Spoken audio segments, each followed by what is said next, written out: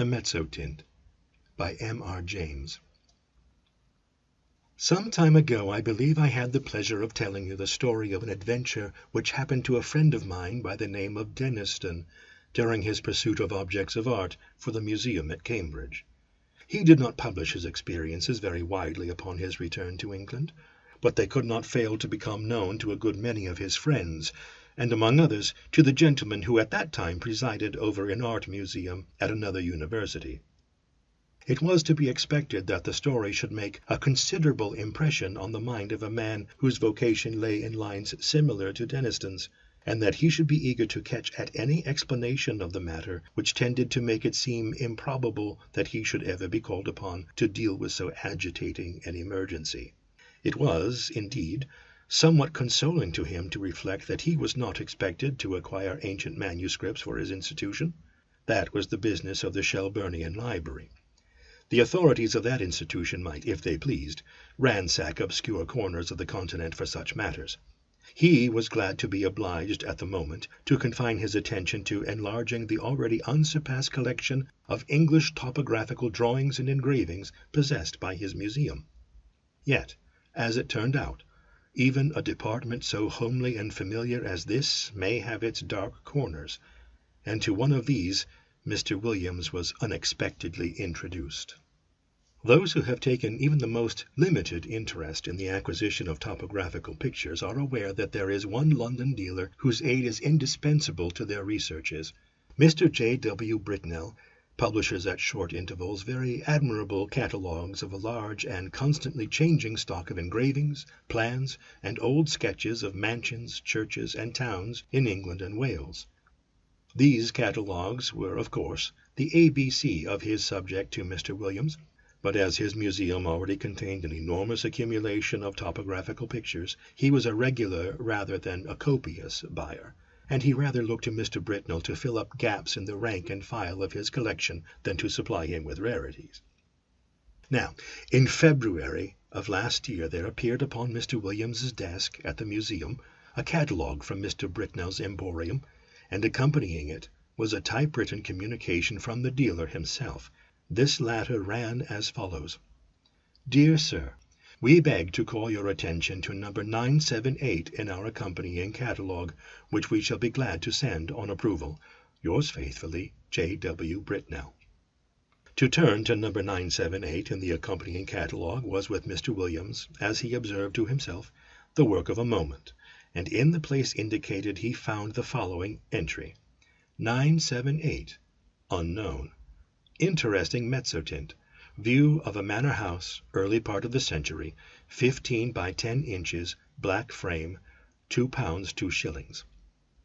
It was not specially exciting, and the price seemed high. However, as Mr. Britnell, who knew his business and his customer, seemed to set store by it, Mr. Williams wrote a postcard asking for the article to be sent on approval, along with some other engravings and sketches which appeared in the same catalogue. And so he passed without much excitement of anticipation to the ordinary labors of the day. A parcel of any kind always arrives a day later than you expect it, and that of Mr. Britnell proved, as I believe the right phrase goes, no exception to the rule.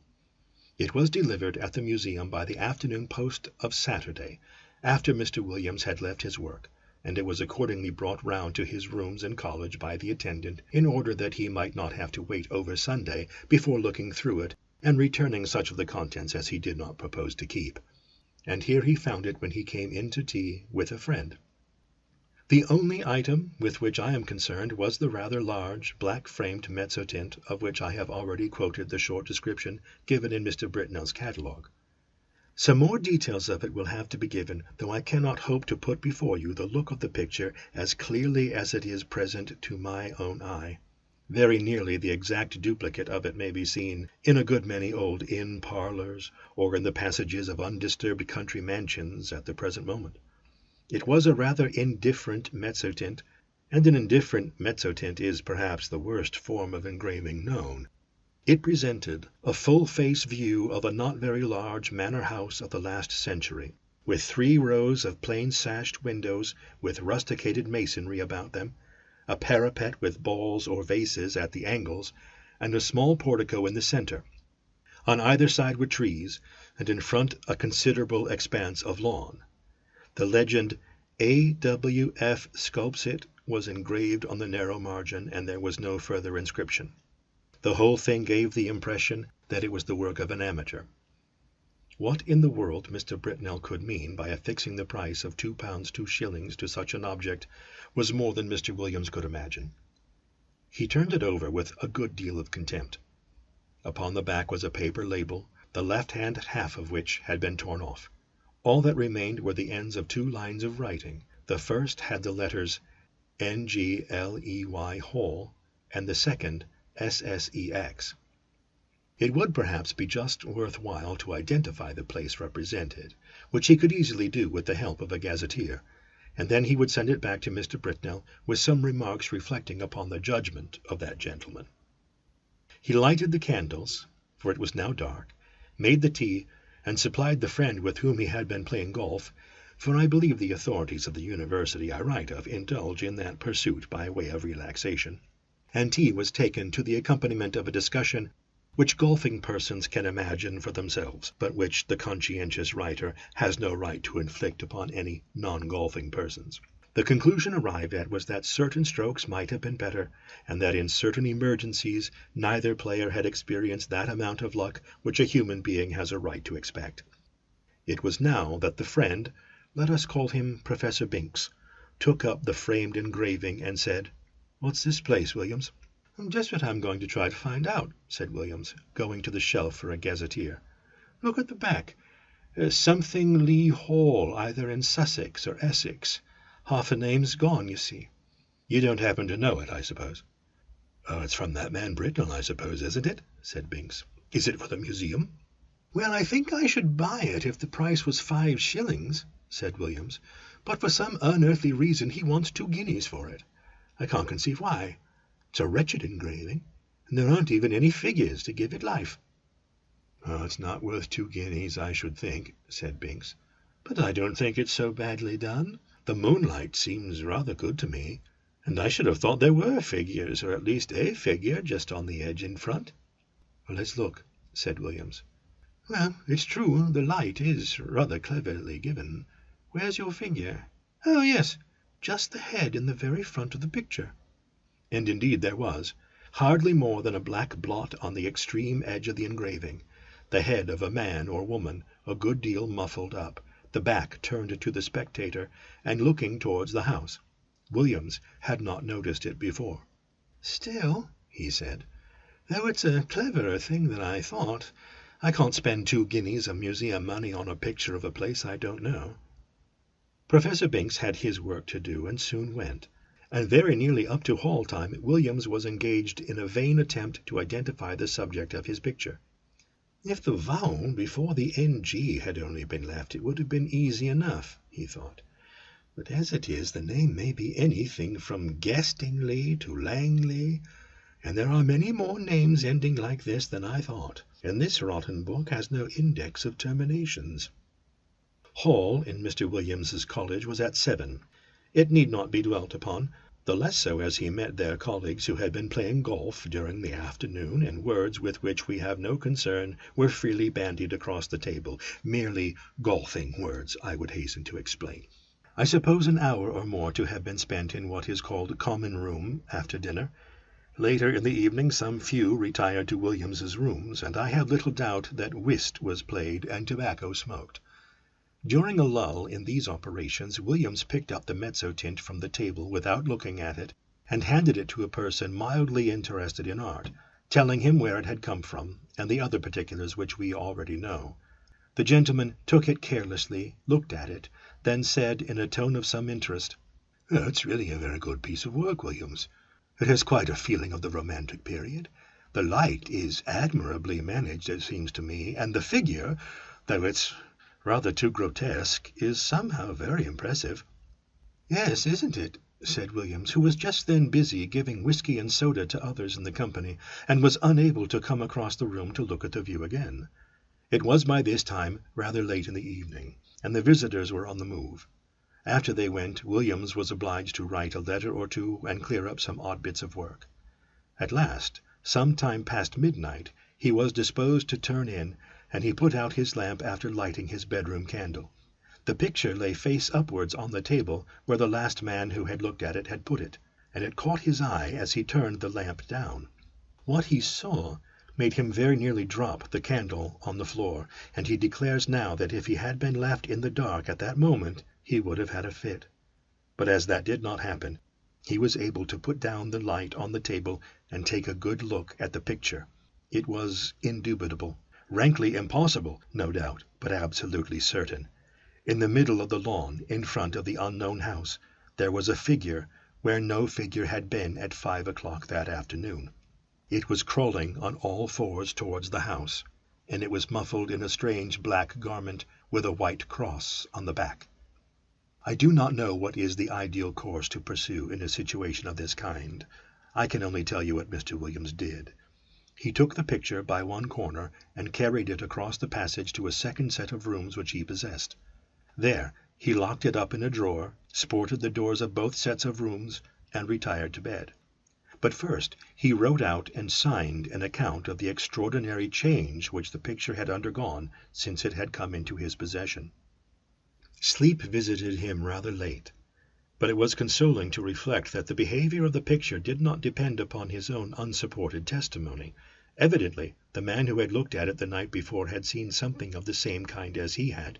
Otherwise he might have been tempted to think that something gravely wrong was happening either to his eyes or his mind. This possibility being fortunately precluded, two matters awaited him on the morrow. He must take stock of the picture very carefully, and call in a witness for the purpose, and he must make a determined effort to ascertain what house it was that was represented. He would therefore ask his neighbour Nisbet to breakfast with him, and he would subsequently spend a morning over the gazetteer. Nisbet was disengaged, and arrived about 9:30. His host was not quite dressed, I am sorry to say, even at this late hour. During breakfast nothing was said about the Mezzotint by Williams, save that he had a picture on which he wished for Nisbet's opinion. But those who are familiar with university life can picture for themselves the wide and delightful range of subjects over which the conversation of two fellows of Canterbury College is likely to extend during a Sunday morning breakfast. Hardly a topic was left unchallenged, from golf to lawn tennis. Yet I am bound to say that Williams was rather distraught, for his interest naturally centred in that very strange picture which was now reposing, face downwards, in the drawer in the room opposite. The morning pipe was at last lighted, and the moment had arrived for which he looked. With very considerable, almost tremulous excitement, he ran across, unlocked the drawer, and, extracting the picture, still face downwards, ran back and put it into Nisbet's hands. "Now," he said, "Nisbet, I want you to tell me exactly what you see in that picture. Describe it, if you don't mind, rather minutely. I'll tell you why afterwards." "Well," said Nisbet, "I have here a view of a country house, English, I presume, by moonlight." "Moonlight? You're sure of that?" "Oh, certainly. The moon appears to be on the wane, if you wish for details, and there are clouds in the sky." "All right, go on." "I'll swear," added Williams in an aside, "there was no moon when I saw it first." "Well, there's not much more to be said," Nisbet continued. "The house has 1, 2, 3 rows of windows, 5 in each row, except at the bottom, where there's a porch instead of the middle one, and—" "Oh, but what about figures?" said Williams, with marked interest. "There aren't any," said Nisbet, "but—" "What, no figure on the grass in front?" "Not a thing." "You'll swear to that?" "Certainly I will. But there's just one other thing." "What?" "Why, one of the windows on the ground floor, left of the door, is open." "Is it really so? My goodness, he must have got in," said Williams with great excitement, and he hurried to the back of the sofa on which Nisbet was sitting, and, catching the picture from him, verified the matter for himself. It was quite true. There was no figure, and there was the open window. Williams, after a moment of speechless surprise, went to the writing-table and scribbled for a short time. Then he brought 2 papers to Nisbet, and asked him first to sign one. It was his own description of the picture which you have just heard, and then to read the other, which was Williams's statement written the night before. "What can it all mean?" said Nisbet. "Exactly," said Williams. "Well, one thing I must do, or 3 things, now I think of it. I must find out from Garwood—" This was last night's visitor. What he saw. And then I must get the thing photographed before it goes further, and then I must find out what the place is. I can do the photographing myself, said Nisbet, and I will, but you know, it looks very much as if we were assisting at the working out of a tragedy somewhere. The question is, has it happened already, or is it going to come off? You must find out what the place is. Yes, he said, looking at the picture again, I expect you're right. He has got in. And if I don't mistake, there'll be the devil to pay in one of the rooms upstairs. I'll tell you what, said Williams. I'll take the picture across to old Green. This was the senior fellow of the college, who had been bursar for many years. It's quite likely he'll know it. We have property in Essex and Sussex, and he must have been over the two counties a lot in his time. And quite likely he will, said Nisbet. But just let me take my photograph first. But look here, I rather think Green isn't up today. He wasn't in hall last night, and I think I heard him say he was going down for the Sunday. That's true too, said Williams. I know he's gone to Brighton. Well, if you'll photograph it now, I'll go across to Garwood and get his statement, and you keep an eye on it while I'm gone. I'm beginning to think 2 guineas is not a very exorbitant price for it now. In a short time he had returned, and brought Mr. Garwood with him. Garwood's statement was to the effect that the figure, when he had seen it, was clear at the edge of the picture, but had not got far across the lawn. He remembered a white mark on the back of its drapery, but could not have been sure it was a cross. A document to this effect was then drawn up and signed, and Nisbet proceeded to photograph the picture. Now what do you mean to do? He said. Are you going to sit and watch it all day? Well, no, I think not, said Williams. I rather imagine we're meant to see the whole thing. You see, between the time I saw it last night and this morning, there was time for lots of things to happen, but the creature only got into the house. It could easily have got through its business in the time and gone to its own place again. But the fact of the window being open, I think, must mean that it's in there now. So I feel quite easy about leaving it. And besides, I have a kind of idea that it wouldn't change much, if at all, in the daytime. We might go out for a walk this afternoon and come in to tea, or whenever it gets dark. I shall leave it out here on the table and sport the door. My skip can get in, but no one else. The three agreed that this would be a good plan, and further that if they spent the afternoon together, they would be less likely to talk about the business to other people, for any rumour of such a transaction as was going on would bring the whole of the Phantasmatological Society around their ears. We may give them a respite until 5 o'clock. At or near that hour the three were entering Williams's staircase. They were at first slightly annoyed to see that the door of his rooms was unsported, but in a moment it was remembered that on Sunday the skips came for orders an hour or so earlier than on weekdays. However, a surprise was awaiting them. The first thing they saw was the picture leaning up against a pile of books on the table as it had been left, and the next thing was Williams's skip, seated on a chair opposite, gazing at it with undisguised horror. How was this? Mr. Filcher, the name is not my own invention, was a servant of considerable standing, and set the standard of etiquette to all his own college and to several neighbouring ones, and nothing could be more alien to his practice than to be found sitting on his master's chair, or appearing to take any particular notice of his master's furniture or pictures.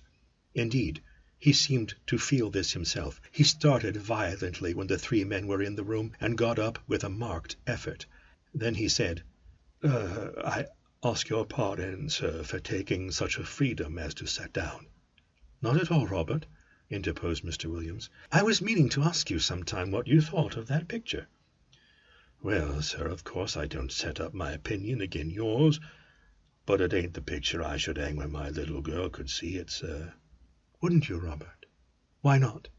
No, sir. Why, the poor child, I recollect once she see a daubed Bible, with pictures not off what that is, and we'd had to set up with her 3 or 4 nights afterwards, if you'll believe me. And if she was to catch a sight of this skeleton here, or whatever it is, carrying off the poor baby, she would be in a taking. You know how it is with children, how nervous they get with a little thing and all. But what I should say, it don't seem a right picture to be laying about, sir, not where anyone that's liable to be startled could come on it. Should you be wanting anything this evening, sir? Thank you, sir." With these words the excellent man went to continue the round of his masters, and you may be sure the gentleman whom he left lost no time in gathering around the engraving. There was the house, as before, under the waning moon and the drifting clouds. The window that had been open was shut, and the figure was once more on the lawn, but not this time crawling cautiously on hands and knees. Now it was erect and stepping swiftly with long strides towards the front of the picture. The moon was behind it, and the black drapery hung down over its face so that only hints of that could be seen, and what was visible made the spectators profoundly thankful that they could see no more than a white, dome-like forehead and a few straggling hairs. The head was bent down, and the arms were tightly clasped over an object which could be dimly seen and identified as a child. Whether dead or living, it was not possible to say. The legs of the appearance alone could be plainly discerned, and they were horribly thin. From 5 to 7 the three companions sat and watched the picture by turns, but it never changed. They agreed at last that it would be safe to leave it, and that they would return after Hall and await further developments. When they assembled again at the earliest possible moment, the engraving was there, but the figure was gone, and the house was quiet under the moonbeams. There was nothing for it but to spend the evening over gazetteers and guidebooks. Williams was the lucky one at last, and perhaps he deserved it. At 11:30 p.m. he read from Murray's Guide to Essex the following lines: 16½ miles, Anningley. The church has been an interesting building of Norman date, but was extensively classicized in the last century. It contains the tomb of the family of Francis, whose mansion, Anningley Hall, a solid Queen Anne house, stands immediately beyond the churchyard in a park of about 80 acres. The family is now extinct, the last heir having disappeared mysteriously in infancy in the year 1802. The father, Mr. Arthur Francis, was locally known as a talented amateur engraver in Mezzotint. After his son's disappearance, he lived in complete retirement at the Hall, and was found dead in his studio on the 3rd anniversary of the disaster, having just completed an engraving of the house, impressions of which are of considerable rarity. This looked like business, and indeed Mr. Green on his return at once identified the house as Anningley Hall. "Is there any kind of explanation of the figure, Green?" was the question which Williams naturally asked. "I don't know, I'm sure, Williams. What used to be said in the place when I first knew it, which was before I came up here, was just this. Old Francis was always very much down on these poaching fellows, and whenever he got a chance he used to get a man whom he suspected of it turned off the estate, and by degrees he got rid of them all but one. Squires could do a lot of things then that they daren't think of now. Well, this man that was left was what you find pretty often in that county, the last remains of a very old family. I believe they were lords of the manor at one time. I recollect just the same thing in my own parish." "What, like the man in Tess of the d'Urbervilles?" Williams put in. "Yes, I dare say. It's not a book I could ever read myself. But this fellow could show a row of tombs in the church there that belonged to his ancestors, and all that went to sour him a bit. But Francis, they said, could never get at him. He always kept just on the right side of the law, until one night the keepers found him at it in a wood right at the end of the estate. I could show you the place now. It marches with some land that used to belong to an uncle of mine. And you can imagine there was a row, and this man Gaudy, that was the name, to be sure, Gaudy. I thought I should get it, Gaudy. He was unlucky enough, poor chap, to shoot a keeper.